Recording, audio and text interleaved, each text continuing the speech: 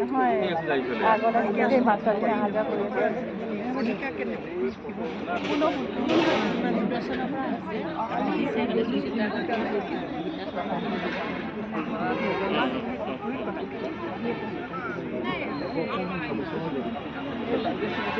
हाँ भाई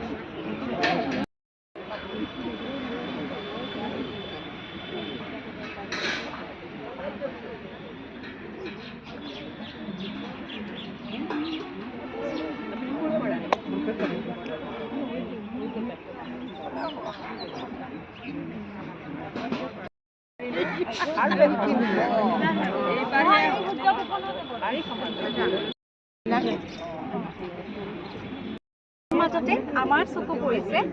অসমৰ এগৰাকী মহান ব্যক্তিত্ব মহান শিল্পী জ্যোতিপ্ৰসাদ আগৰৱালাদেৱৰ ডাঙৰ জীয়ৰী জয়শ্ৰী চলিহা বাইদেউ আমি তেখেতৰ সৈতে কিছু কথা পাতিবলৈ চেষ্টা কৰিম আপোনাক নমস্কাৰ জনাইছোঁ এই কাৰ্যসূচীত উপস্থিত হৈ আপোনাৰ কেনে অনুভৱ হৈছে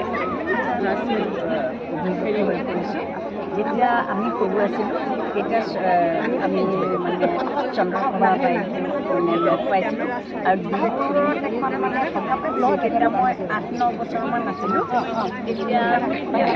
বাইদেউহঁতে গোটেইখিনিয়ে আৰু ডিব্ৰুগড়ৰ মহিলাসকলেও তাত মানে আপুনি ডাঙৰ সভা পাতিছিল আৰু তাত তেখেত 8-9 বছৰ মই অকণমানি ছোৱালী বুলি আবৃত্তি কৰিছিলোঁ আৰু তালৈ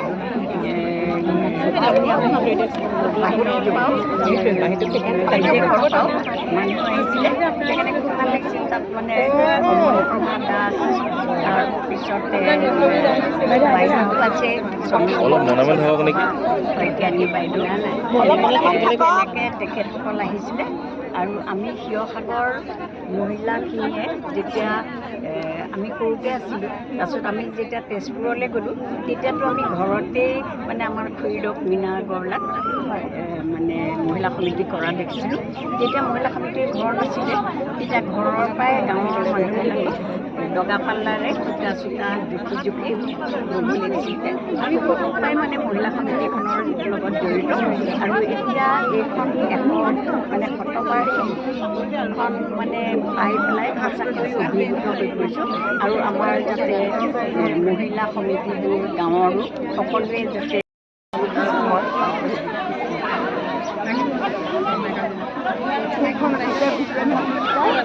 এই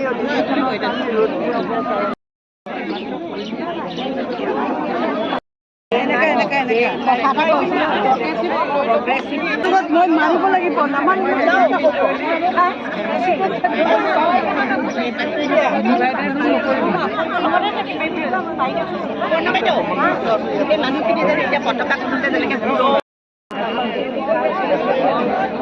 এনাউন্সাৰ নাই কৰা যে